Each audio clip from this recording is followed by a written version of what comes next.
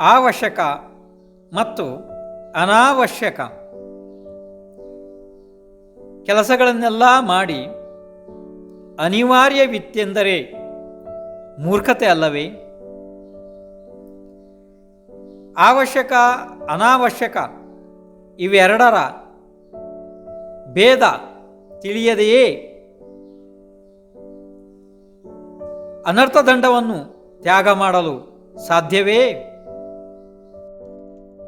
ತತ್ವಜ್ಞಾನರಹಿತ ಅತಿ ಕಡು ಲೋಭಿ ಜೀವಕ್ಕೆ ತಾನು ಮಾಡುವ ಕೆಲಸ ತನಗೆ ಅವಶ್ಯಕ ಇದೆಯೋ ಅಥವಾ ಅನಾವಶ್ಯಕವೋ ಇಷ್ಟು ಕೂಡ ವಿಚಾರ ಮಾಡುವ ಶಕ್ತಿ ಇರುವುದಿಲ್ಲ.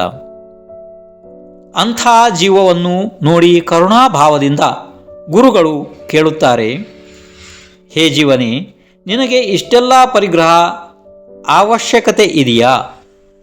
ಅದಕ್ಕೆ ಅಜ್ಞಾನಿ ಅನ್ನುತ್ತಾನೆ, ಏನು ಮಾಡಲಿ ಹೇಳಿ, ನನಗೆ ಅನಿವಾರ್ಯ ಇದೆ, ಮಾಡಲೇಬೇಕಾಗುತ್ತದೆ ಎನ್ನುತ್ತಾನೆ. ಅನರ್ಥದಂಡ ಅಂದರೆ ಪ್ರಯೋಜನವಿಲ್ಲದೆಯೇ ವ್ಯರ್ಥ ಕೆಲಸ ಮಾಡುವುದು.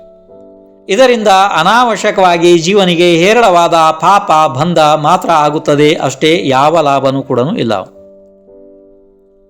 ನಮ್ಮ ಪ್ರಯೋಜನ ಮತ್ತು ಅಪ್ರಯೋಜನಗಳನ್ನು ನಾವು ಸೂಕ್ಷ್ಮ ರೂಪದಿಂದ ತಿಳಿಯುವುದಿಲ್ಲ.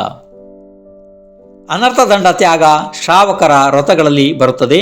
ಅದನ್ನು ಶಾಸ್ತ್ರದಿಂದ ಗುರುಗಳಿಂದ ತಿಳಿದು ತ್ಯಾಗ ಮಾಡಲೇಬೇಕು ಪ್ರತಿಯೊಬ್ಬರೂ.